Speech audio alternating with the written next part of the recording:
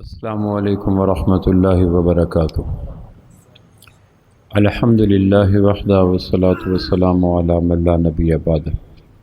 صلی اللہ علیہ وسلم نے ارشاد فرمایا کہ قرب قیامت میں کچھ علامات ایسی ہوں گی، اگر وہ علامات تمہارے اندر پائی جائیں تو تم زمین میں بدترین لوگ ہوگے۔ مسلم کی روایت ہے، یعنی ان نیکیوں کے باوصف اگر وہ علامات آپ کے اندر پائی جاتی ہیں، جس طرح طبیب کہتا ہے یہ علامات اگر پائی جاتی ہیں تو آپ کو فوراً چیک اپ کرانا چاہیے، اور لوگ کرواتے ہیں۔ تو طبیب کائنات ہیں صلی اللہ علیہ وسلم تو آپ فرمایا اگر تمہارے اندر یہ علامات پائی جائیں تو دو چیزیں پیدا ہو جائیں گی، ایک تو تم یقین جانو کہ تم بدترین لوگ ہو، یہ نبوت کے الفاظ ہیں۔ دوسرے یہ مسلم کی روایت ہے، دوسرا یہ روایت ہے کہ تم بھوسا ہو۔ جب یہ کاشتکار گندم کو گرائنڈ کرتے ہیں تو کچھ دانے نکل آتے ہیں، کچھ بھوسا بن جاتا ہے، بھوسا بیکار چیز کو کہتے ہیں۔ تیسری روایت یہ آتی ہے کہ تم زمین کے اوپر بوجھ ہو، تمہارا زمین کے پیٹ میں چلے جانا زمین کے سینے پہ رہنے سے بہتر ہے۔ اب ہم وہ علامات دیکھیں تو علامات کی روشنی میں بے لاگ محاسبہ کریں، اپنی رعایت رکھے بغیر کہ میری ذات میں ہے وہ علامات، اپنی داڑھی پگڑی ٹوپی نماز روزہ حج، اس کے باوجود اگر وہ علامات پائی جاتی ہیں تو علاج کروائیں۔ اور علاج کیا ہے کہ جو مرضیں آپ کی ذات میں ہیں یا گرد و پیش کے معاشرے میں ہیں ان مرضوں کا علاج کروائیں۔ وہ علامات جو آپ نے ڈاکٹر کے کلینک پہ پڑھی ہیں، اگر آپ کے بیٹے میں ہے تو اس کا علاج کروایا جائے، بیوی میں ہے تو اس کا علاج کروایا جائے، بہن میں ہے تو جتنے بھی لوگوں کے اندر وہ علامات پائی جاتی ہیں جو ڈینٹسٹ کے کلینک پہ تھیں یا سیکیٹرسٹ کے کلینک پہ تھیں یا ہارٹ کے کلینک پہ تھیں، اس کا علاج کرایا جائے۔ ایک آدمی کہتا ہے میرے تو سارے گھر والے اس میں مبتلا ہیں، تو سب کا علاج کرو۔ تو اگر وہ علامات جو جن کو اللہ کے محبوب فرمایا علامات قیامت اگر وہ پائی جاتی ہیں تو دنیا آپ کو کچھ کہے بڑے سردار ہیں، نواب ہیں، فلاں فلاں، لیکن نبوت کی روشنی میں، تعلیمات کی روشنی میں آپ زمین کے اوپر بدترین لوگ ہیں۔ مسلم کی روایت ہے۔ بھوسا اب تو بھوسا کا استعمال میں آتا ہے، لوگ اس کو پیک کر کے کراچی بھیجتے ہیں جگہ جگہ پہ۔ کس زمانے میں بھوسا بیکار ہوتا تھا، ردی چیز۔ اگر آپ اس زمانے کو ذہن میں رکھیں تو اپنے آپ کو کہیں تم ردی ترین چیز ہو، اور زمین کے پیٹ میں چلے جانا یعنی تمہارا مر جانا بہتر ہے زمین کے سینے کی نسبت، یعنی زندگی گزارنے کی نسبت کہ تم چلتا پھرتا ایک 302 ہو، پریشان کرو گے۔ اب وہ علامات گزشتہ جمعہ میں کم رکھ سکا، 2-4 میں اور رکھ دیتا ہوں۔ اس کی روشنی میں پھر اپنے آپ کا بے لاگ محاسبہ کریں اور علاج کریں، چونکہ وہ علامات جو سیکیٹرسٹ کے کلینک پہ تھیں اس کا میکسیمم انجام مرنا ہے۔ طبیب عمر لمبی نہیں کرتا، بے قرار زندگی کو سکون دے سکتا ہے۔ کوئی یہ کہے جی کہ ڈاکٹر نے گولی دے دی ہے میں مرنے والا تھا بچ جاؤں گا، نہیں، جو زندگی کے ایام قدرت نے لکھے ہیں وہ عافیت سے گزر جائیں گے، بے کل ہو کر، بے قرار ہو کر، مضطرب ہو کر، بجائے ساؤنڈ سلیپ لیس ہو گے، پین کلر دے دے گا۔ ڈاکٹر عمر میں اضافہ نہیں کرتا، عمر کو پرسکون بناتا۔ لیکن اگر وہ علامات جو پائی جاتی ہیں جو نبوت نے ارشاد فرمائی سیاست میں یا اور کتب حدیث میں ہیں، تو وہ اگر پائی گئی تو ہماری دنیا خراب، آخرت خراب، نزا خراب۔ پھر خود فریبی میں نہ رہیں کہ فلاں مجھے یہ کہتا ہے، فلاں مجھے یہ کہتا ہے، پھر خود فریبی میں نہ رہا جائے۔ وہ لٹمس پیپر ہے، وہ تھرمامیٹر ہے، وہ آپ کی چیک کر دیتا ہے کہ آپ کے اندر کیا ہے۔ ایک علامت یہ ہے کہ قرب قیامت میں ایمان برائے نام ہوگا۔ لوگ چھوٹی چھوٹی چیزوں پر ایمان بیچ دیں گے۔ ایمان کی کیا حیثیت ہے مسلمانوں میں؟ جو جان کی حیثیت ہے روح میں۔ جان میں جو روح کا مقام ہے، اسلام میں وہی مقام ایمان کا ہے۔ خدا نہ خواستہ ایک آدمی بڑا ذہین ہے، دانا ہے، دور اندیش ہے، لیکن مر گیا، روح نکل گئی تو اب لاش ہے، ڈیڈ باڈی ہے، میت ہے۔ میت سے خوف آتا ہے، میت سے تعفن پھیلتا ہے، میت سے مفادات ختم ہو جاتے ہیں۔ ابھی آپ اس سے بات کروا رہے تھے، وہ فون پہ یہ کام کر رہا تھا، آپ سے گپ شپ کر رہا تھا، محفل خوشگوار تھی، فوت ہو گیا۔ اب اس کو دیکھ لیں، مرے ہوئے آدمی کو دیکھ لیں تو خوف آتا ہے، مرے ہوئے کو دیکھ لیں تو وحشت آتی ہے، مرے ہوئے کو دیر تک ڈمپ نہ کریں، تدفین نہ کریں تو سمیل آتی ہے، اور مرے ہوئے سے جو ابھی چند لمحے پہلے مفادات تھے وہ ختم ہو جاتے ہیں۔ تو جو حیثیت جسم میں روح کی ہے وہی حیثیت اسلام میں ایمان کی ہے، یا جو حیثیت گاڑی میں بریک کی ہے وہی حیثیت اسلام میں ایمان کی ہے۔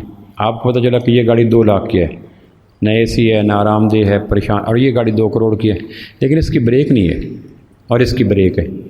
کس میں سفر کرنا چاہیں گے تو اس میں دوسری رائے کوئی نہیں کہے گا اسی میں کرو، بے شک 2 لاکھ کی ہے، 50 کلومیٹر فی گھنٹہ کر دے، لیکن یہ بہتر ہے۔ اور جس پہ بٹھا رہے ہیں وہ خود بھی مرے گی، سامنے والوں کو مارے گی جس کے بریک۔ اسلام کے اندر ایمان کی وہی حیثیت ہے جو گاڑی کے اندر بریک کی ہے۔ ایک مالی کہتے ہیں یہ پودا 20 روپے کا، یہ 2000 کا ہے، کہ کیوں؟ کہ اس کی جڑیں سڑ گئی ہیں، جڑیں خراب ہو گئی، اس لیے 20 روپے کا۔ آپ کہہ کہ میں 2 روپے کا لینے کو تیار نہیں ہوں، چونکہ جڑوں پہ تو گنچے ہیں، شاخیں ہیں، پتے ہیں، ہریالی ہے، شادابی ہے۔ تو جو مقام پودے کے اندر جڑوں کا ہے وہی مقام اسلام کے اندر ایمان کا ہے۔ ایمان گیا جڑیں سڑ گئیں، ایمان گیا بریکیں فیل ہو گئیں، ایمان گیا روح نکل گئے، اور ایمان گیا تو زیرو۔ آپ بلیک بورڈ پہ لکھیں زیرو، کسی سے پوچھیں میتھمیٹکس والے سے کہ یہ کیا ویلیو ہے، کہ زیرو، 2 زیرو، 3 زیرو، 4 زیرو، حتیٰ کہ بلیک بورڈ کے ایک کارنر سے دوسرے کارنر تک 100 دفعہ زیرو لکھیں تو ویلیو 0 0 0۔ اسلام کے ایمان کے بغیر اسلام کا ہر عمل زیرو ہے، ویٹ لیس ہے، نتیجہ خیز نہیں ہے، ایمان نہیں۔ ہمارے ہاں اعمال سیکھتے ہیں، ایمان نہیں سیکھتے، نماز کے واجبات، فرائض، اور پھر ہمارے ہاں جو مسالک کی فائٹ ہے، خانہ جنگی ہے، وہ ساری اعمال کے ظاہری ڈھانچے پر ہے، اعمال کی روح پر، اعمال کی جڑوں پر، اعمال کے بیلنس پر، اعمال کے فیول پہ نہیں ہے۔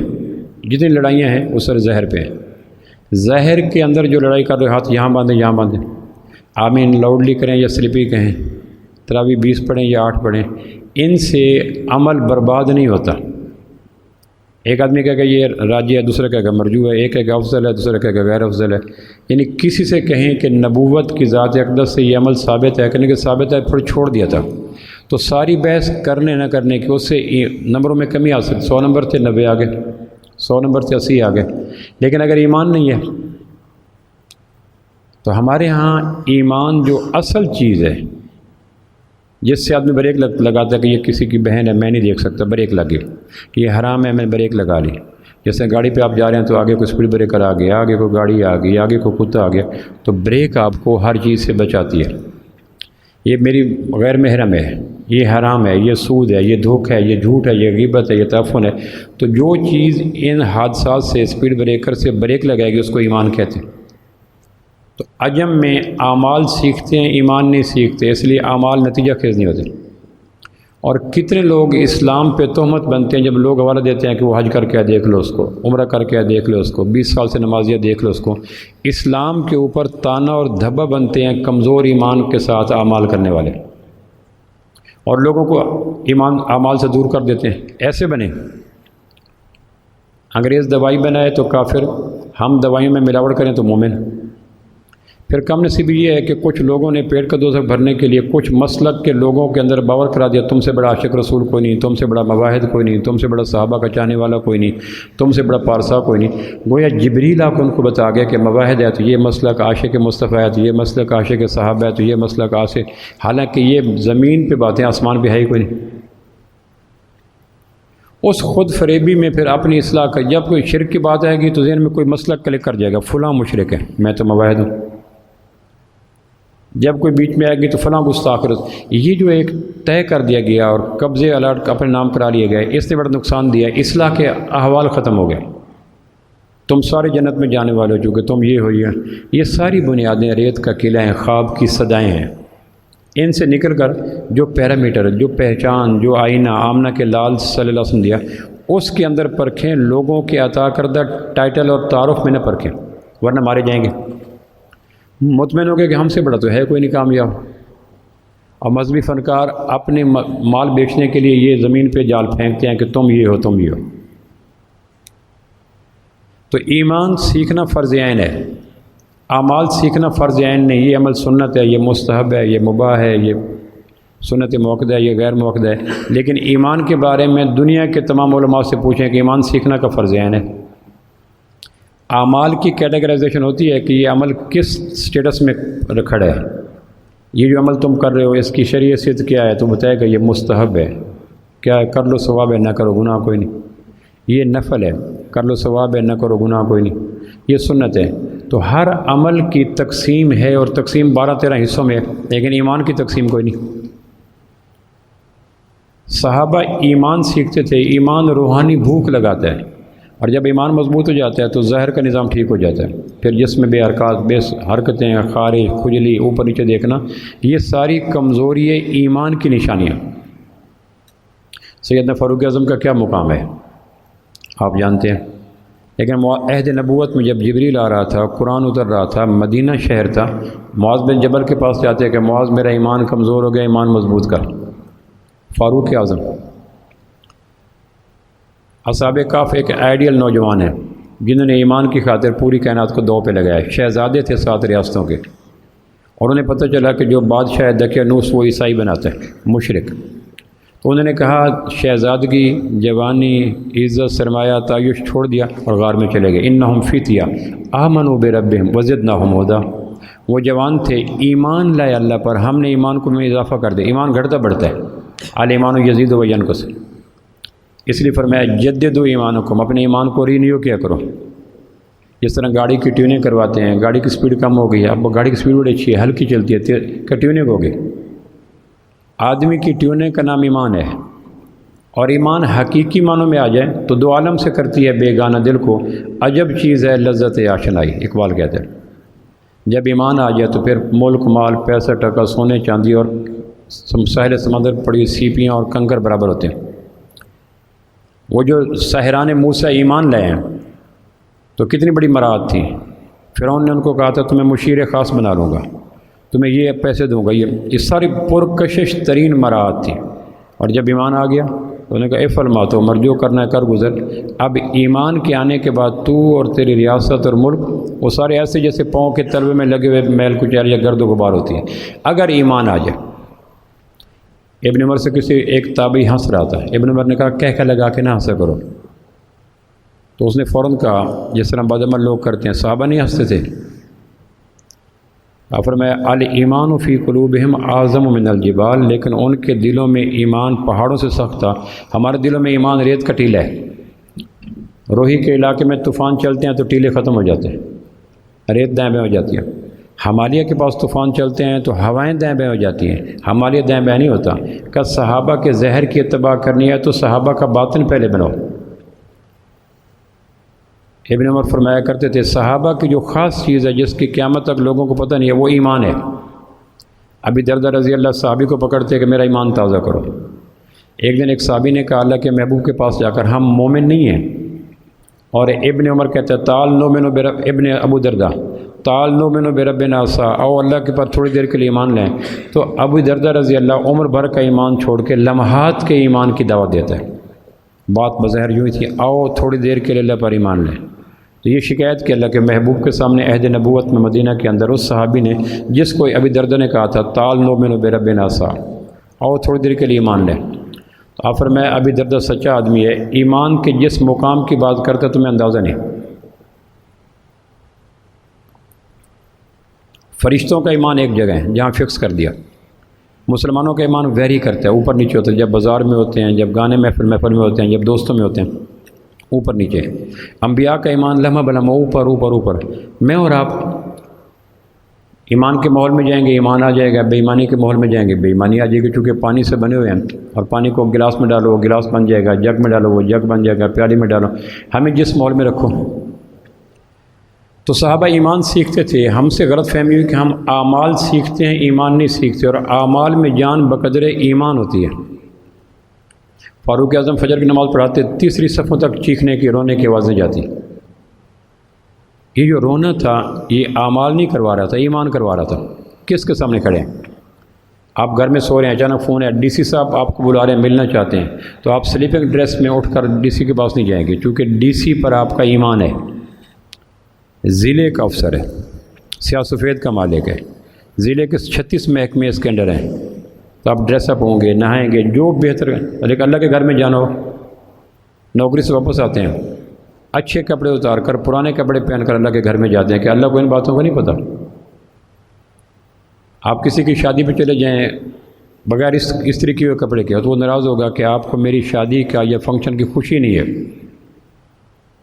ہم تو تعزیت پہ بھی ڈریس اپ ہو کے جاتے ہیں، کسی کا بیٹا فوت ہو گیا، بھائی فوت ہو گیا، جو میکسیمم اچھا سوٹ ہے ہم وہاں پہن کے جاتے ہیں، حالانکہ اگر وہاں سوگوار لباس پہن کے جائیں تو اس کو خوشی ہوگی۔ تو ڈی سی کے پاس ہم جوتوں سے لے کر جرابوں سے لے کر سر کی ٹوپی تک ہر چیز کو اوکے کر کے جاتے ہیں، چونکہ ڈی سی پہ ایمان ہے کہ یہ ضلع کا سیاہ سفید کا مالک ہے، اور صحابہ کو اللہ پر ایمان تھا جو کہ کائنات کے سیاہ سفید کا مالک ہے۔ یہ اللہ کے سیاہ سفید کے مالک ہونے کا دل کی گہرائیوں میں یقین، اس کو ایمان کہتے ہیں۔ اور قرب قیامت کی نشانی یہ ہے کہ آدمی صبح مومن ہوگا، شام کافر ہوگا۔ مسلم کی روایت ہے، شام مومن ہوگا، صبح کافر ہوگا۔ عورت پر، دولت پر، شہرت پر، شہوت پر، حتیٰ کہ غیر مسلم ملک کی نیشنلٹی پر لینے کے لیے بھی ایمان داؤ پہ لگا دیں گے۔ سب سے قیمتی ترین چیز مسلمانوں کے نزدیک ایمان ہے، اور اس وقت سب سے بے مایہ، کم قیمت اور گری پڑی چیز ایمان ہے۔ ایک طرف ایمان ہے، ایک طرف وہ چیز ہے، دونوں میں سے ایک ملتی ہے۔ مائیگریشن جو ہوئی مکہ سے مدینہ، ایک طرف یہ تھا کہ خالی ایمان بچے گا اور تن کے کپڑے بچیں گے۔ اونٹ بھیڑ بکریاں، وادیاں پہاڑ، قبیلے احباب، جمع پونجی کا کچھ نہیں لے کے جا سکو گے، صرف تن کا لباس اور اندر کا ایمان۔ اور دوسرا یہ ہے کہ ہجرت نہ کرو، یہ ساری چیزیں ملیں گی۔ تو صحابہ نے لمحہ بھر کے لیے بھی نہیں سوچنے کا ایمان کے مقابلے میں کائنات کی چیزوں کو رکھنا یہ خود انصاف کی بات ہی نہیں ہے۔ جیسے ہمیں کوئی کہے سونا لوگے یا پتھر، اس کے بعد سوچنے کا مرحلہ بھی نہیں ہوگا، ہم مائکرو سیکنڈ کے لیے بھی نہیں سوچیں گے کہ پتھر دو یا سونا۔ کہنے کہ پتھر کے ساتھ سونے کی نسبت ہی عجیب ہے۔ تو صحابہ نے اس بات پہ سوچا نہیں کہ ایک طرف ایمان ہے، ایک طرف یہ مال و دولت دنیا، یہ رشتہ و پیوند، بتان وہم و گمان، لا الہ الا اللہ۔ مکہ کی زمین اپنے تمہارے لیے ایمان کے لیے نقصان دہ ہے تو بدلو، تو جھٹ نہیں لگایا۔ ابو سلمہ، ام سلمہ، ان کا بیٹا سلمہ رضی اللہ عنہ مجمعین، ان تینوں نے کہا چلیں۔ جب جانے لگے تو ابو سلمہ کو سسرال ہے، کہاں جا رہے ہو؟ کہ مدینہ۔ کیوں؟ کہ ایمان بچانے کے لیے، یہاں ایمان محفوظ نہیں۔ انہوں نے کہا ہماری بیٹی کہاں رولے گی، خاک خاک چھانے گی، تم نہیں جانا، جاؤ ام سلمہ ہمارے حوالے کرو۔ انہوں نے کھینچ کے اونٹ سے اتار کے لے کے چلے گئے۔ ابو سلمہ کے ماں باپ ہے، انہوں نے کہا کہاں جا رہے ہو؟ کہ مدینہ۔ کیوں؟ کہ ایمان محفوظ وہاں۔ اب جو وہاں مکہ سے چلے ہیں تو ایک پھوٹی کوڑی بھی ساتھ لے کے نہیں جا سکے، صرف تن کا لباس، صدر پوشی تھی اور ایمان، یہ لے کے چلے گئے۔ انہوں نے کہا آپ جاؤ گے، ہمارا پوتا ہمارے حوالے کر کے جاؤ، تو پوتا لے کے چلے گئے سسرال والے۔ انہوں نے کہا وہ لے کے جا رہے ہیں، تو پھر اس میں دینگا مشتی زور لگاتے گئے۔ یہ پوتے سلمہ کو اپنی طرف کھینچی، وہ اپنی طرف کھینچی، اسی کھینچتانی میں اس کا بازو اتر گیا۔ بالآخر ابو سلمہ کے والدین پوتا لے کے چلے گئے مکہ میں، ان کے سسرال بیوی لے کے چلے گئے، اکیلا ابو سلمہ مدینہ چلے گئے۔ 1 سال تک اس مقام پہ آ کے ام سلمہ روتی رہی جہاں بیٹا اور شوہر بچھڑا تھا۔ ایک مکہ میں خاص جگہ تھی، تو کسی نے کہا ترس کھاؤ، مہربانی کرو، اس کو آزاد کر دو۔ تو اس کے سسرال نے کہا چلو چلی جاؤ جہاں جانا ہے۔ میکے والوں نے کہا لے لو بچہ، چلے جاؤ۔ تو بچہ مل گیا، ام سلمہ مل گئی، اور پھر مکہ مدینہ سے 500 کلومیٹر دور تھا۔ اس میں زگ زیگ راستے آتے ہیں، ڈیزرٹ آتے ہیں، بھوک آتے ہیں، راتوں کا قیام آتا ہے، محفوظ سفر نہیں ہے، تنہا عورت اور معصوم بچہ سینے کا۔ لیکن یہ یقین تھا کہ وہاں جانے سے ایمان بچ جائے گا، یہاں ایمان نہیں بچتا۔ اب کتنا رسکی فیصلہ ہے۔ آپ تصور کریں کہ خواتین کمزور ہوتی ہیں، خلقن، جب اولاد ہو جائے اور کمزور ہو جاتی ہیں، کیونکہ پھر اولاد کو بھی ساتھ سوچنا پڑتا ہے۔ پھر راستہ ہے 500 کلومیٹر، اور راستے میں راہزنوں کا راج ہے۔ ان عالم میں کسی خاتون کا ہجرت کے لیے تیار ہونا ایمان کی کتنی بڑی دلیل ہے۔ تو چل پڑی۔ عثمان بن ابی طلحہ ایک مشرک تھا، اس نے دیکھا ایک خاتون جا رہی ہے اونٹ پہ، کہنے بی بی کہاں جا رہی ہو؟ کہ میں ام سلمہ ہوں، جا رہی ہوں مدینہ۔ کیوں؟ کہ یہاں لوگ ہمارا ایمان نہیں رہنے دیتے۔ کوئی ساتھ ہم سفر کوئی نہیں، کہ کوئی نہیں، کہ چلو میں ساتھ چلتا ہوں۔ 7 دن تک یہ عثمان بن ابی طلحہ عالم کفر میں اونٹ کو پکڑ کر چلتا رہا، اور ام سلمہ فرمایا کہ بعد میں اللہ کے محبوب کی بیوی بنی، ہماری ماں بنی۔ ابو سلمہ 4 ہجری کو شہید ہو گئے۔ احد کا زخم لگا 3 ہجری کو، 4 ہجری کو زخم پھر رس پڑا، شہید ہو گئے۔ پھر آپ نے شادی فرمائی ام سلمہ سے، یعنی یہ خاتون وہ تھی۔ تو کہنے کہ میں نے عثمان بن ابی طلحہ سے ایماندار باحیا نوجوان کو نہیں دیکھا، مشرک تھا۔ حالت شرک میں 7 دن تک غیر محرم کے ساتھ ہم سفر رہا۔ کہنے کہ شام ہوتی تو وہ اونٹ بٹھاتا، کجاوا اتارتا، خیمہ لگاتا، کہتا بہن خیمہ تیار ہو گیا، آپ آرام کرو، اور میں جا کے دور کسی ریت پہ بازو کا تکیہ بنا کے سو جاتا۔ میں کچا پکا کھانا پکاتی، تیار کرتی ہوئے چلے۔ یوں 7 دن کے بعد یہ ہجرتوں کا سفر مکمل ہوا، اور اس کو مورخین نے محفوظ کر کے دن مسلمانوں کو بتا دیا ایمان کے مقابلے میں کائنات کی کوئی چیز آ نہیں سکتی، اور قرب قیامت میں سب سے بے وقت چیز ایمان ہوگا۔ بازار میں تاجر کن چیزوں پہ ایمان بیچتے ہیں؟ دیہاتوں میں کاشتکار کن چیزوں پہ ایمان بیچتے ہیں؟ جوان شب و روز میں کن چیزوں پہ ایمان بیچتے ہیں؟ حکمران کن چیزوں پہ ایمان بیچتے ہیں؟ جس چیز پر ایمان بیچا اگر اس کا تقابل کریں تو پتھر اور سونے کی مثال بھی کم ہے۔ تو قرب قیامت میں ایمان زبان کی نوک پہ ہوگا، صبح مومن شام کافر، شام مومن صبح کافر، اور اسے اپنے کفر کا پتہ نہیں ہوگا۔ جس طرح آدمی مادی چیزیں اٹھاتا ہے دست و بازو کے طاقت سے، یہ نہیں ہوتا کہ آدمی کو ذہن میں کہتا ہے یہ 3 من کی چیزیں اٹھا لوں گا، ذہن سے چیزیں نہیں اٹھتی، دست و بازو کی طاقت سے۔ 3 سال کا بچہ، 5 سال کا بچہ، اس کے بازو پہ آپ 5 من کا پتھر رکھ لیں، نہیں اٹھا سکے گا۔ اسلام کے اعمال آدمی بقدر ایمان اٹھاتا ہے، بقدر معلومات نہیں اٹھاتا۔ مجھے پتہ ہے سچ اچھی چیز ہے، میں نے کہا تھا بد عملی قلت علم کی وجہ سے نہیں ہوتی، کمزوری ایمان کی وجہ سے ہوتی ہے۔ ہمارے جو اعمال کھوکھلے ہیں، پھسپھسے ہیں، بے وقت ہیں، بے توقیر ہیں، بے آبرو ہیں، تو اس کا بنیادی سبب ہماری کمزوری ایمان ہے، اور ایمان کو ہم سیکھنے کی چیزوں میں شامل نہیں کرتے۔ نماز کے فرائض کتنے ہیں، واجبات کتنے ہیں، مستحبات کتنے ہیں، مباحات کتنے ہیں، مکروہات کتنے ہیں، مفسدات کتنے ہیں، یہ ساری انگلیوں کی نوک پہ ہوگا۔ لیکن نماز کو جو چیز توانائی، جو جان، جو نگہت عطا کرتی وہ تو ایمان ہے۔ ہماری آنکھوں سے آنسو کبھی نہیں نکلے نماز پڑھتے ہوئے، صحابہ کی آنکھیں بھیگ جاتی تھیں۔ تو قرب قیامت میں ایمان کمزور ہوگا، اور جن چیزوں پہ ایمان بیچیں گے وہ بالکل بے وقت ہوں گی، اور جس چیز کو بیچیں گے وہ کائنات کی قیمتی ترین چیز ہوگی۔ پھر فرعون نے کہا تمہارا دائیں بازو بائیں پاؤں کاٹوں گا، اور اس نے کاٹ دیے۔ پھر بائیں پاؤں دائیں بازو کاٹوں گا، اور اس نے کاٹ دیے۔ ساحران موسیٰ جانتے تھے فرعون کا مزاج، کہ وہ عزت، وہ توقیر، وہ بادشاہ کا قریب ہونا، وہ درہم دینار سارے کو چھوٹ گیا۔ انہوں نے کہا کوئی مسئلہ نہیں، ربنا افرغ علینا صبرا، بس یہ اللہ کہ یا اللہ صبر نازل کر، ایسا نہ ہو کہ ہم ایمان کو دو پہ لگا دیں۔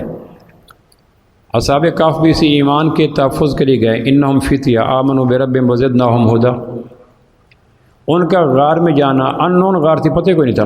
پھر قدرت نے ان کی کیسی پذیرائی کی، سورج اپنی منزلیں نہیں بدلتا۔ اصحاب کہف کی غار پہ 309 سال تک جب سورج گزرتا رہا تو قرآن کہتا ہے اپنا راستہ بدل لیتا تاکہ روشنی اندر پڑے گی تو گزرنے والا دیکھ لے گا کچھ لوگ سوئے ہوئے ہیں، کیونکہ جاسوس لگے ہوئے تھے پیچھے 7 آدمیوں کے۔ اور کبھی ایسے نہیں، ہمارے گھروں میں چھوٹے بچوں کی مائیں تو بدلتی ہیں کروٹیں، کیونکہ 1 کروڑ پڑا ہے، لیکن سوئے ہوئے آدمیوں کی کروٹیں فرشتے آ کے بدلیں، یہ اعزاز صرف اصحاب کہف کا قرآن کی روشنی میں۔ فرشتے آتے دائیں بائیں کروڑ بدلتے، کیوں؟ یہ وہ سوداگر تھے جو قیامت تک جن لوگوں نے ایک رہنما بننا تھا کہ ایمان کی خاطر یہ بھی کیا جا سکتا ہے۔ مصعب بن عمیر پردیسی تھے، مکہ میں ایمان لیا اور پھر کمائی کی۔ جب ہجرت کر کے جانے لگے تو مشرکین مکہ نے گھیر لیا کہ جو پیسے درہم دینار تو میں وہ کمائی یہاں کی کیا، یہاں ہمیں دو۔ انہوں نے جمع پونجی ساری کی ساری حوالے کر دی اور مدینہ چلے گئے، اور آپ بتایا آپ نے کوئی کہ اللہ کے نبی میں نے یہ کیا، فرمایا بہت نفع کا سودا کیا۔ ہم شادی کے موقع پر، ہم نظروں کے معاملے میں، ہم زبان کے معاملے میں، ہم سوچوں کے معاملے میں، ہم کھانے کے معاملے میں زبان کے قائل ہیں، ایمان کے نہیں۔ یہ چیز کھاؤ گے تو زبان کو ذائقہ ملے گا، ایمان کو کمزوری آئے گی۔ یہ چیز دیکھو گے تو آنکھ کو ٹھنڈک پہنچے گی، ایمان کو کمزوری آئے گی۔ یہ چیز سنو گے تو کان کو راحت ملے گی، ایمان کی کمزوری آئے گی۔ تو ہم ایمان سے کہیں کبھی ہم نے زبان کے مقابلے میں ایمان کی سنی، آنکھ کے مقابلے میں ایمان کی سنی؟ ہم تو 3 سال کا بچہ ضد کر جائے کہ یہ چیز لے کے دو، اور ہم جانتے ہیں کہ یہ چیز نقصان دہ ہے ایمان کے لیے، ہم 3 سال کے بچے کی ضد کے مقابلے میں اللہ کی بات نہیں رکھ سکتے۔ ہم تو اتنے بے وقت ہیں، خشک صحرا کا پتہ ہے، برگ صحرا۔ دوسری نشانی یہ ہوگی، اور پھر اس ضعف کے باوصف وہ ایمان سیکھیں گے بھی نہیں کہ یار ہمارا ایمان کمزور ہے۔ دوسری جو نشانی ہوگی قرب قیامت میں وہ یہ ہوگا کہ شرک عام ہو جائے گا، جس طرح ہوائیں عام ہوتی ہیں، روشنی عام ہوتی ہے، شرک عام ہو جائے گا۔ شرک کا مقام کیا ہے؟ ان اللہ لا یغفر ان یشرک بہ ویغفر ما دون ذلک لمن یشاء۔ کسی گناہ کے مقابلے میں حوالے سے پروردگار کی آیات کا اسلوب یہ نہیں ہے جو شرک کے حوالے سے ہے، میں نے مشرک کو معاف کرنا ہی نہیں، بس آگے الا بھی کوئی نہیں، ہاں اگر یہ کر لے تو انہ من یشرک باللہ فقد حرم اللہ علیہ الجنہ، جس نے شرک کیا اس پہ جنت حرام ہے، یہ قرآن کی آیت ہے۔ اور شرک کے ہوتے ہوئے کوئی مرض روح کا حصہ بن نہیں سکتا، بلا مثال بلا تشبیہ۔ بعض لوگوں کو لوز موشن لگ گیا، اور لوز موشن انتہا کے لگ گیا، جو کھائے گا جسم کا جزو نہیں بنے گا۔ شرک کے ہوتے ہوئے کوئی نیک عمل روح کا جزو نہیں بنتا، اور جتنا بڑا عمل کرنے والوں اگر شرک عمل، اب نبیوں سے بڑا عمل تو کسی کا نہیں ہوتا، آئیڈیل عمل ہوتے ہیں۔ 25 انبیاء کے نام لیے قرآن مجید میں، 18 انبیاء کے نام سورہ انعام میں ہیں، پہلا نام ابراہیم علیہ السلام کا، آخر نام لوط علیہ السلام کا، یہ یوں چین ہے، یوں یوں گنتے گنتے آگے کہ آگے وَلَوْ أَشْرَكُوا لَحَبِطَ عَنْهُمْ مَا كَانُوا يَعْمَلُونَ، اگر یہ بھی شرک کرتے ہم ان کے اعمال بھی جلا کے راکھ کر دیتے، تاکہ دنیا میں کوئی آدمی یہ نہ سمجھے کہ اگر شرک ہے تو میرے پاس اعمال تو جاندار ہیں، طواف ہے، حج ہے، روز ہے، کہ تمہاری عمر بھر کے اعمال نبی کے ایک سبحان اللہ کے برابر نہیں ہو سکتے، لیکن ہم نے نبیوں کو کہہ دیا۔ ہمارے ہاں جب شرک کا نام آتا ہے تو مسلمانوں کا کوئی مسلک ذہن میں آ جاتا ہے، وہ مشرک ہیں، ہم تو مواحد ہیں۔ یہ بڑی خوفناک قسم کی خود فریبی ہے۔ پہچان یہ نہیں ہے کہ فلاں مشرک ہے، مومن ہے۔ خود میں اکثر کہا کرتا ہوں، اس آیت کا ترجمہ کرتے ہوئے میں اکثر لرز جاتا ہوں، لَئِنْ أَشْرَكْتَ لَيَحْبَطَنَّ عَمَلُكَ، کہ میرے محبوب اگر آپ نے شرک کیا آپ کے اعمال بھی آپ کو کام نہیں آئیں گے صلی اللہ علیہ وسلم۔ اب عجمی مزاج عقیدت کا مزاج ہے، اس آیت کا ترجمہ کرتے ہوئے بجلیاں گرتی ہیں، لَئِنْ أَشْرَكْتَ لَيَحْبَطَنَّ عَمَلُكَ، تو قیامت میں شرک عام ہو جائے گا۔ نبوت نے شرک کو بچانے کے لیے کتنی جوہریاں تبدیلی کی۔ ہمارے کلمے کا پہلا حصہ شرک کے زہر کا تریاق ہے، لا الہ الا اللہ۔ اکرمہ فتح مکہ کے موقع پہ بھاگ گیا، کشتی پہ سوار ہو کہنے لگا لے چلو، چونکہ اس کو یاد آ رہا تھا کہ 13 سال مکہ میں ہم نے کیا کیا، 8 سال مدینہ میں ہم نے کیا کیا مسلمانوں کے ساتھ، وہ ماضی سارا کھلا تھا، خوف کے مارے بھاگ گیا کہ اب اگر پکڑے گئے تو بچت نہیں۔ حدیث میں آتا ہے جب کشتی میں بیٹھا تو ملا نے کہا اخلص اخلص، ملا نے کہا، تو اکرمہ کا پہلا بحری سفر تھا، اس نے کہا اخلص کیا ہوتا ہے، پہلے بحری سفر کبھی کیا نہیں تھا، تو ملا کہنے لگا کہو لا الہ الا اللہ۔ تو اس نے کہا کیوں؟ اس نے کہا بیچ میں دھار اللہ کے علاوہ کناروں پہ کوئی نہیں لگاتا، جب لہریں سرکش، پتوار گر گئے، ملا مایوس، کنارے دور ہو گئے، مزاج بدل گیا، منزلیں گم ہو گئی، تو اخلص اخلص، اللہ کے علاوہ کوئی نہیں کنارے لگاتا۔ یہ ملا کہہ رہا تھا بیچ دریا میں اکرمہ کو۔ اکرمہ کہنے لگے اسی کلمے پہ تو ہم نے 21 سال تک فائٹ کی ہے۔ ہمارا چچا زاد بھائی محمد صلی اللہ علیہ وسلم یہی کہتا تھا کہ لا الہ الا اللہ، ہم نے کہا یہ نہیں ہوگا، اور اگر یہی کلمہ کشتی میں بچاتا ہے تو مجھے کنارے پہ اتارو۔ اللہ کی شان کی بیوی ام حکیم رضی اللہ عنہا یہ اللہ کے محبوب کے پاس گئی کہ اللہ کے نبی مہربانی فرمائے اکرمہ کو امان نامہ دے دیں۔ وہاں تو دریائے رحمت جوش میں تھا، چلو یہ لے جاؤ۔ امان نامہ لے کے وہ ساحل سمندر پہ آئیں تو کشتی جا چکی تھی۔ اکرمہ نے نہیں پہچانا کہ پیچھے ام حکیم کھڑی ہیں۔ انہوں نے معمول میں کہا کہ اگر یہی بات ہے کہ کشتی کے اندر اللہ خالص کام کرتا ہے تو کناروں پہ بھی اللہ کرتا ہے، مجھے اتارو، میں جاتا ہوں اپنے بھائی کے پاس، یعنی اللہ کے محبوب کے پاس، اور میں کہتا ہوں میں آپ کا کلمہ مان لیتا ہوں۔ میں سوچتا ہوں کہ اکرمہ کو حالت کفر میں لا الہ الا اللہ کی جو سمجھ آئی، ہمارے یہاں 90 سال کے بابے کو سمجھ نہیں آتی کہ لا الہ الا اللہ ایک جملہ نہیں ہے، ایک انقلاب ہے۔ یہ نغمہ فصل گل و لالہ کا نہیں پابند، بہار ہو کے خزاں لا الہ الا اللہ۔ مٹا دیا میرے ساقی نے عالم من و تو، پلا کے مجھ کو میں لا الہ الا ہوں۔ اقبال کہتا ہے مٹا دیا میرے ساقی نے عالم من و تو، پلا کے مجھ کو میں لا الہ الا ہوں۔ اس نے کہا مجھے کنارے پہ اتارو، تو کنارے پہ اکرمہ کی بیوی دوپٹہ ہلا رہی تھی اکرمہ کو بنانے کے لیے، تو ملا نے سمجھا کوئی سواری ہے، اس نے کہا چلو آپ کو اتار دیتا ہوں، سواری ایک اور کھڑی ہے۔ آگے کنارے پہ آئے تو ام حکیم تھی کہ نہیں یہ تو میری بیوی ہے، کیسے آئی؟ کہ اللہ کے نبی نے بلایا کہ تو اپنی ہو کر مجھے قتل گاہ میں لے جاتی ہے۔ یعنی اللہ کے محبوب کے حوالے کرنا ایسے ہی تھا جیسے دشمن کو باندھ کے تو یہ دشمنی میں جانتے تھے کہ دشمنی میں معافی کوئی نہیں ہوتی۔ ان کا نزدیک یہ کانسیپٹ ہی نہیں تھا کہ 21 سال کی دشمنی کے بعد کوئی معافی بھی دے سکتا ہے۔ حدیث میں آتا ہے کبیرہ گناہ ہے اگر کوئی آدمی معذرت کرنے کے لیے آئے اور اس کی معذرت قبول نہ کی جائے، کبیرہ گناہ ہے۔ پھر آگے حدیث میں آتا ہے کہ اس کی معذرت چاہے جھوٹی کیوں نہ ہو، قریب آنے کی راہیں تلاش کرو۔ یہاں چچا آتا ہے، ماموں آتی، ساس آتی، پھپھو آتی، بیوی آتی، سسر آتا ہے، اور آگے ایسے پتھر دل ہیں کہ مجال ہے کہ ذرا نرم ہو جائیں۔ اور آپ فرمایا کبیرہ گناہ ہے کسی نادم کی ندامت کے باوجود اس کو معاف نہ کرنا۔ اس سے بڑا جرم تو کوئی نہیں تھا۔ 21 سال تک سیلاب انتقام مدینہ آ کے ٹکر لیتا رہا۔ عہد سے پہلے بدر بھی ہوا، عہد بھی ہوا، خندق بھی ہوا، حدیبیہ بھی ہوئی، خیبر بھی ہوا۔ ان 5 جنگوں میں تو اکرمہ آ چکا تھا، اور اس کا باپ ابو جہل مارا گیا عہد میں، لیکن آپ نے فرمایا تھا ابو جہل بھائی موسیٰ کے فرعون سے بھی سخت تھا، یعنی دونوں باپ بیٹا کا ہدف آخری یہ تھا کہ اسلام مٹے۔ یہ 21 سال کے بعد پکڑ میں آیا۔ تو نے کہا آپ ام حکیم نے کہا جی مجھے اجازت، آپ میں لے جاؤ، تو کہا واپس چلو۔ کہ اتنی معافی ہو سکتی ہے؟ وہ تو تصور نہیں کر سکتے تھے کہ اتنے جرائم کے بعد کسی مجرم کو معافی دی جائے۔ پھر آ کے آیا، پھر آپ نے پھر فرمایا اکرمہ مومن آ رہا ہے، مہاجر آ رہا ہے۔ ابھی وہ کلمہ نہیں پڑھا، مکہ میں آپ تشریف فرما تھے تو اکرمہ آ رہا تھا، ام حکیم لے کے آ رہی تھی، تو اس نے ام حکیم کا ہاتھ پکڑنا چاہا، اس نے کہا نہیں تم کافر ہو، میں مسلمان ہو چکی، ہمارا نکاح فاسد ہو گیا، تم نہیں پکڑ سکتے، مجھے ہاتھ نہیں لگا سکتے۔ آپ نے دیکھا تو اکرمہ آ رہا تھا، آپ نے چہرے کو تاثرات کو دیکھ کے کہا اکرمہ مہاجر آ رہا ہے، اکرمہ مومن آ رہا ہے، کوئی اس کے سامنے اس کے باپ ابو جہل کو برا بھلا کوئی نہ کہے۔ اب ابو جہل کے برا ہونے میں دوسری رائے کون سی ہے؟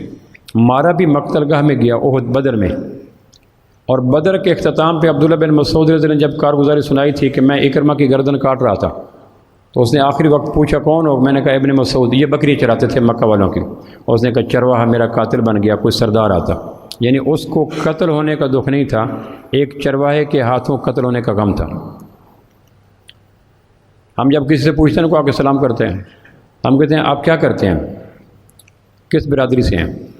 اس کا مقصد کیا ہوتا ہے کہ ہم اتنی عزت کریں جتنا آپ کا کام سنیں۔ میں کلرک ہوں، بس اس کے بعد آدمی کی ہوا نکل جاتی ہے، میں لوہار ہوں بس۔ تو ہم جب کسی کی برادری پوچھتے ہیں یا کسی کا عہدہ پوچھتے ہیں تو دراصل اس کے لیے طے کر رہے ہوتے ہیں کہ یہ عزت کے قابل ہے یا نہیں۔ ایسا نہیں تھا۔ آپ فرمایا اکرمہ کے باپ ابو جہل کو اکرمہ کے ساتھ ابو جہل کو برا بھلا نہ کہنا، مرنے والوں کے دکھ سے زندہ رہنے والوں کو اذیت نہ دو۔ ہم پھر کلمہ پڑھا مسلمان ہو گیا۔ شرک کیا ہے؟ اگر کبھی ڈاؤٹ ہو جائے یہ شرک ہے یا توحید ہے تو احتیاط کا تقاضا یہ ہے کہ اس نیکی کو چھوڑ دو۔ اگر وہ نیکی نہیں ہے تو قیامت والے دن احتیاط کی وجہ سے آپ کو نمبر مل جائیں گے کہ یا اللہ میں نے اس لیے گمان، ایک آدمی کہتا ہے کہ آپ کو ملازم کہتا ہے ان 3 کمروں میں سے ایک کمرہ میں سانپ گیا ہے، میں دروازے سے بھاگ کے آیا تو چھپ گیا، تو آدمی ان 3 کمروں میں سوئے گا، کسی کے گھر جا کے سو جائے گا، حالانکہ 3 کمروں میں سے ایک کمرے میں گیا نا۔ وہ کہتا ہے مجھے ڈاؤٹ ہے کہ اس میں گیا اس میں گیا، تو احتیاط کا تقاضا یہ ہے کہ ان 3 کمرے میں نہ سوئے جائے، حالانکہ گیا ایک کمرے میں۔ اگر گمان ہو جائے، ایک محدث کہتا ہے یہ شرک ہے، دوسرا فقیہ کہتا ہے شرک نہیں ہے، تو احتیاط کا تقاضا یہ ہے کہ اگر شرک کے اوپر پاؤں آ گیا تو ایمان کرچی کرچی ہو جائے گا۔ اگر وہ قیامت والے دن شرک ثابت نہ ہوا تو احتیاط کے نمبر مل جائیں گے کہ میں نے تو اللہ اس لیے چھوڑا تھا کہ میں بھی شرک ہوں۔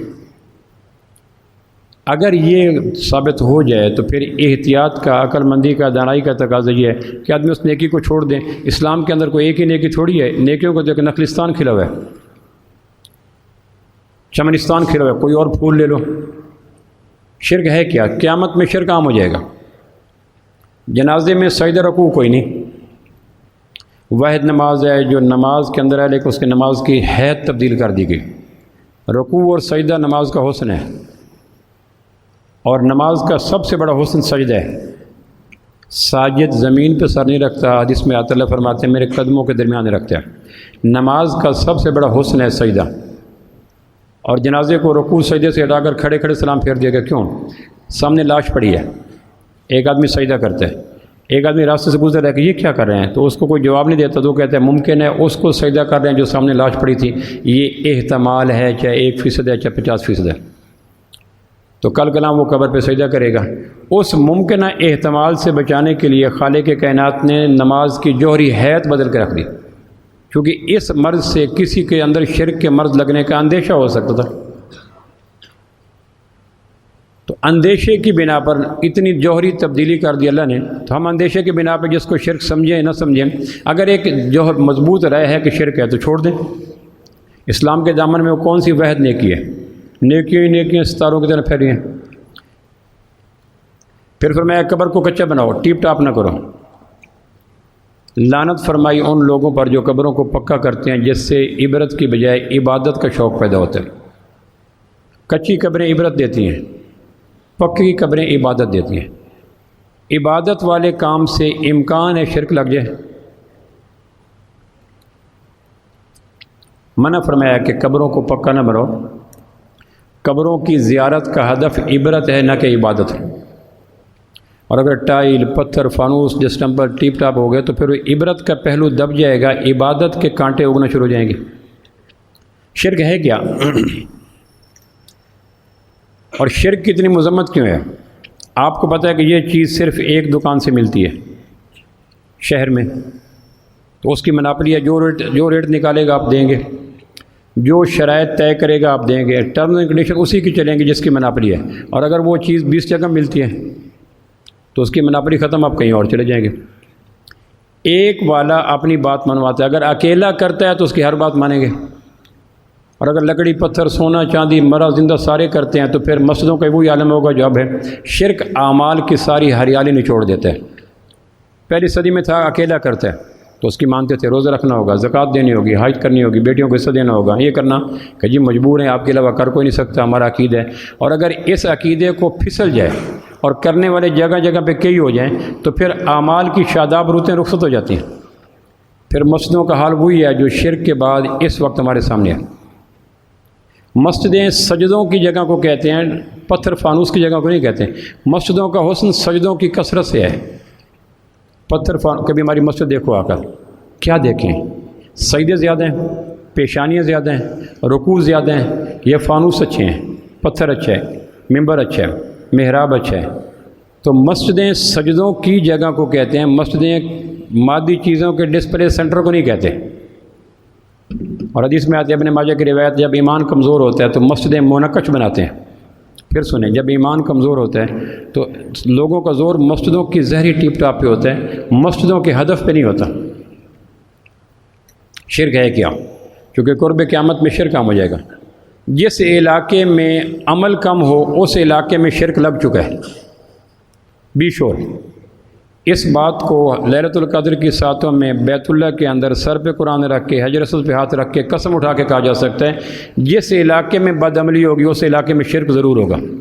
شرک کے پیٹ سے بد عملی نکلتی ہے، کوئی اکیلا تھوڑا ہی کرتا ہے، کرنے والے کئی ہیں۔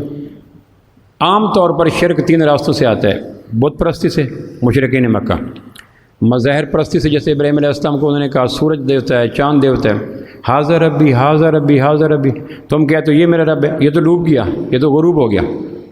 تو دوسرا شرک آتا ہے مظاہر فطرت سے، سورج چاند ستاروں سے، اور تیسرا آتا ہے مرے ہوئے لوگوں کی قبور سے۔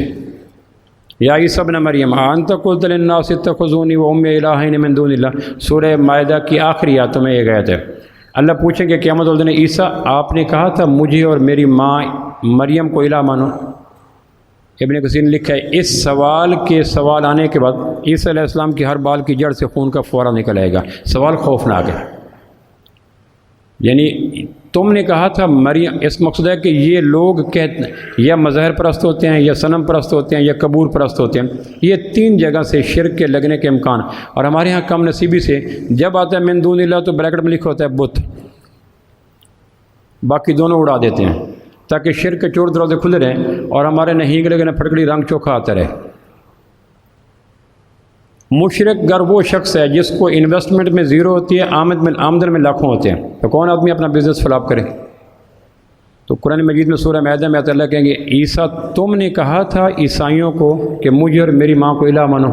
اب نبی کب کہہ سکتا ہے؟ نبی کے تو حاش کے خیال میں نہیں ہوتا، نبی تو ایسی جڑی بوٹیوں کو تلف کرنے کے لیے آتا ہے۔ آگے تفسیر ابن کثیر میں لکھا ہے اس سوال کو سن کر عیسیٰ علیہ السلام کی ہر بال کی جڑ سے خون نکلے گا۔ اور پھر آگے 3 آیات یہ ایک آیت ہے، آگے 3 آیات مسلسل عیسیٰ علیہ السلام کی وہ آئزان ان کا ساری میں یا اللہ میں کب کروں میں کب کروں، آگے منتے کانپتے لرزتے ہوئے نظر آتے ہیں۔